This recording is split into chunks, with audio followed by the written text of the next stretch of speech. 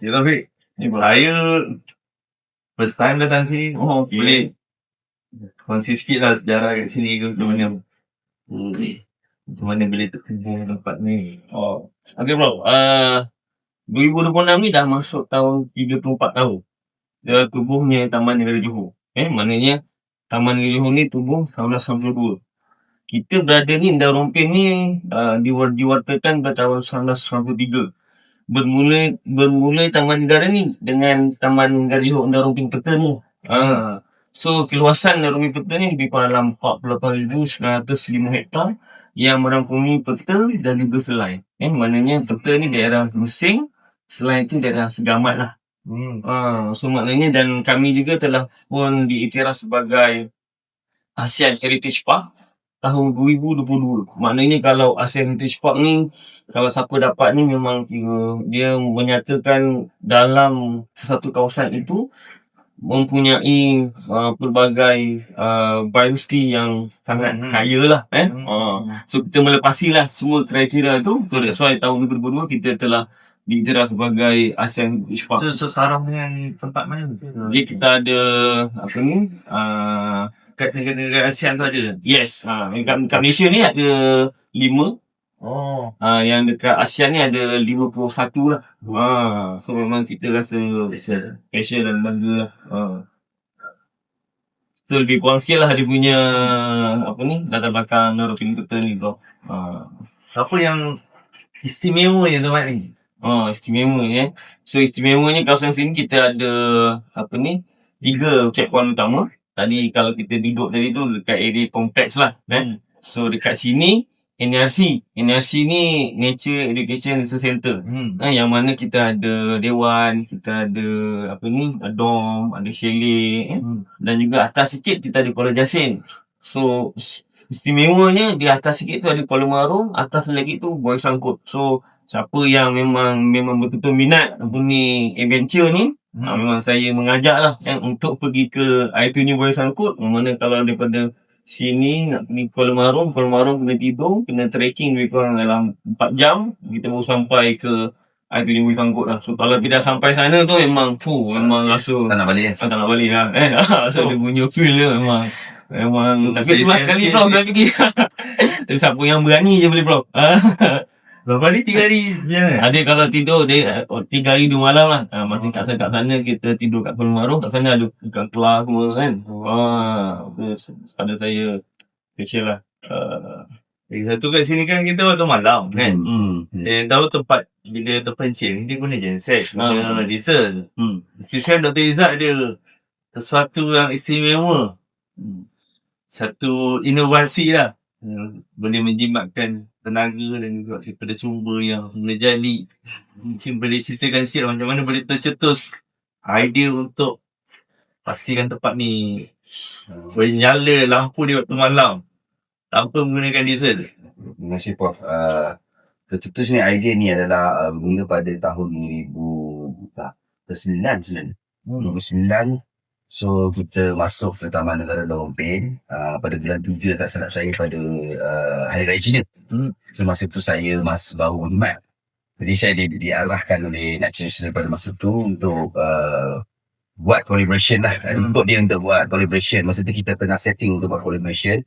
Dan pada masa tu dah terdengar bunyi tentang Nature Research nak bangunkan tenaga hijau. So dia nampak fakulti saya tak tahu macam ni. Okay. Masa tu fakulti awam, fakulti awam FKAS. So saya dekat situ. And then kita masuk mula retreat pada tu dekat Selai. Jadi kita tengok potensi dekat Selai tu, kita nampak kerjanya cukup enough. And then saya pun pada masa tu dapat idea kata okay, why not kita bina juga hydro ni kan. Sebab masa tu nak Chancellor Dr. Nom ada cakap kata dia nak membina. Jadi kita pun dah mula rasa berminat sebab kita daripada teknikal dan saya pun background dari industri lebih kurang 7 tahun. Jadi kita nak keluarkan skill kita yang apa yang kita kerja sebelum kan. Pada 4 dia anak bangsa kita pendidik kita nak tunjuk kita mampu buat. And then kami seramai 6 orang berbeza disiplin kepakaran, civil, mechanical, electrical dan juga biodiversity. So kami masuk dan kami pergi ke Selai dan kami berbincang. Kami katakan bahawa Selai ni TNT dah masuk. So kita rasa macam tak ada istimewa dia kat situ kan. So kita beralih kepada peta. So kita masuk peta. Betul upgrade lah. Tak ada. Dia memang tak ada. Masa tu genset Kyo tahun 2010 macam tu. So gelap lah kawasan NRC. Dia hanya kalau genset pun tenaga dia memang cukup-cukup dia untuk terang dan cahaya. So kita pergi dan pada masa tu kita buat lawatan lah. 5 orang kita ni pergi buat lawatan, pergi ke komplek. Kita tengok kawasan tu. Kita rasa macam kita tanya penduduk kat situ dan kita tanya dia staff kat situ. Macam mana keadaan air? Kita tengok air dia sangat sesuai. Dengan flow rate yang cukup untuk bangunkan air tu. Tetapi masalah dia adalah terlalu banyak lalu lintas. Part line. Part line lalu lintas. Itu cakap pasal bahasa kampung sikit. Lalu lintas part line yang mana kata bila kadang-kadang tak ada air tu masing-masing berebut lah dia. Tu saya tak nak jadi kemudian hari dia berebut dengan hydro off. So Maksudnya air yang sama digunakan untuk penduduk. ya, dia gunungnya lah gunung Janing. Gunung yang sama. So ini adalah gunung Janing. So kita pun pergi ke tempat yang jauh sikit di Kuala Jasin tadi lah. Kuala Jasin. So kita pergi kat situ. Dekat situ kita tengok air dia sangat kecil. So tak sesuai. So saya pergi ke tengah balik NRC. So kebetulan NRC tu masa tu tim biodiversity memang nak buat satu collaboration research dengan kami kan. Dia orang akan buat biodiversity. So saya rasakan, saya cek air kat sini dengan flow rate yang mencukupi. Saya rasa ini yang tempat yang paling sesuai lah. Dan bagusnya untuk starting kita ni. Kita tak bekalkan pada kampung ni, kita test dulu. Kepakaran kita dulu macam mana. At least pun kalau ada komplain tu tak banyak sangat komplain. Jadi kita cek dan kita kira flow rate, kita kira hydrokinetic line, kita kira energy line, kita kira bar dia. Dan kita tengok, okay, ini the best lah. And then terguna kena dengan UTSM yang memang ada MOU pula dengan PTNJ. Dan tempat ni pula sedikit portion dibagi kepada kita UTSM ni. Untuk biodiversity tu. Kena. Nanti why not kita bagi pada student kita. Masing-masing compliment. Dan itu yang terbina tu. Terbinanya idea terbaik dan hasilnya idea dan juga macam mana kita step by step lah menggeran. Dan sampai kita bangunkan sendiri lah. Saya dengar banyak cabaran ni. Benar, cuba cerita sikit yang seronok tu kan. Seronok dengan yang tak seronok kan tu. Cabaran masa kita bina hydro ni, masa tu jalan di sebanyak 64 kilo kan. Jalan dia daripada pintu jalan besar sampai ke pintu rimba. Kita panggil pintu rimba lah. So jalan ni adalah jalan sawit. Mana banyak lubang-lubang, banyak lecak-lecak semua. Jadi memang kena pakai 4x4 lah. Dan masuk ke dalam pintu rimba lebih teruk lagi sebab ada yang tar dan ada yang pecah-pecah. So kita fikir sangat challenging dari segi logistik. So tapi sebab mengenang bahawa kita orang teknikal lah, kita kena sahut cabaran tu kan. Kita gagah perkasa lah 5 orang kita termasuk. And then kita mohon grant dan kita jaya dapat grant kontrak daripada UTSM. Terima kasih kepada UTSM lah sebab sudi bagi ujian pada tim saya sebenarnya. Ramai orang nak buat tapi mungkin nak sustain tu mungkin belum sampai lagi di tim saya lagi. And then kita bina pada tahun 2013 di mana setiap kali saya masuk, masa tu kita cuti pada hari Sabtu kan. Jadi saya masuk pada hari Jumaat selepas kerja. Saya sampai sini pukul 10.30 malam. 10.30 malam saya bermula kerja. Lepas solat sehingga pukul 4 pagi. Bermula dengan bangun lah. And then rehat dan tidur dalam 2 jam macam tu. Pukul 8 kita bangun balik. Dan kita sambung sampai pukul 4 pagi. Pada hari Sabtu tu. And then besok tu pukul 10 kita keluar balik ke UTSM. Dan seterusnya kita mengajar macam biasa. Dan benda ni hampir saya katakan seminggu, sebulan boleh katakan dalam 3 kali. So kita memang sangat nuntut. Dan even pada bulan puasa pun kita masuk. Bulan puasa kita masuk.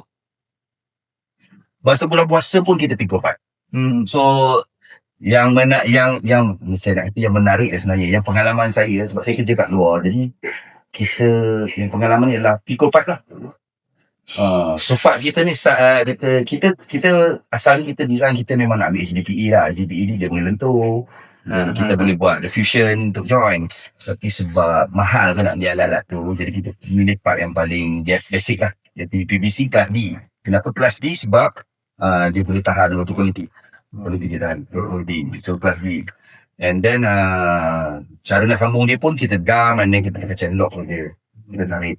Dia tak perlukan bawa genset. Tapi saya masih kena pikul genset size 7 kilowatt. Kalau tak silap saya, berat dia dalam 250 kilo. Daripada sini sehingga ke puncak ke Semawak tadi tu, sejauh 500 meter. Di tepi Genset tu guna untuk apa? genset tu kita guna untuk kita buat anchor. Ada welding. UPVC kita ada welding juga. Welding UPVC. Selain dari kita gam, kita welding UPVC kat luar. Tu. Jadi part ni yang kita order lebih kurang tak silap dalam 150 batang. Kita bagi pressure pipe. Dalam 20 batang non pressure pipe. Size 10 inci. Satu batang beratnya lebih kurang dalam 130 kilo. Kosong. 130 ke 150 kilo. Bila penuh dia jadi 300 kilo. So 120 ke 150 kilo tu kita pikul dan kita susun tepi lereng dengan menggunakan tenaga manusia yang 5-6 orang ke 7 orang tu saja setiap minggu. Ada gambar-gambar yang boleh tunjuk lah kan, ada Prof dan bos muda tunjukkan kita gambar ni. And then kita susun, saya ingat kita susun hampir 6 bulan. Kita susun saja. Belum lagi kita cantum. Kita susun, and then yang paling tadi ada kawan-kawan kita tadi pergi melawat ke Semawak. So yang paling kritikal adalah dekat lereng tu lah. Lereng tu tak silap saya dia punya kedalamannya menghampiri dalam 2 tingkat bangunan. So kita sambung dan kita bengkokkan part yang fix keras tu. Previously dikeraskan daripada luar. Kita bengkokkan ni, sambung 3 batang, maksudnya 130 kali 3 batang. Dah hampir dekat 400 kilo. Kita pikul, getah, tarik. Manually. Itu yang challenging dia.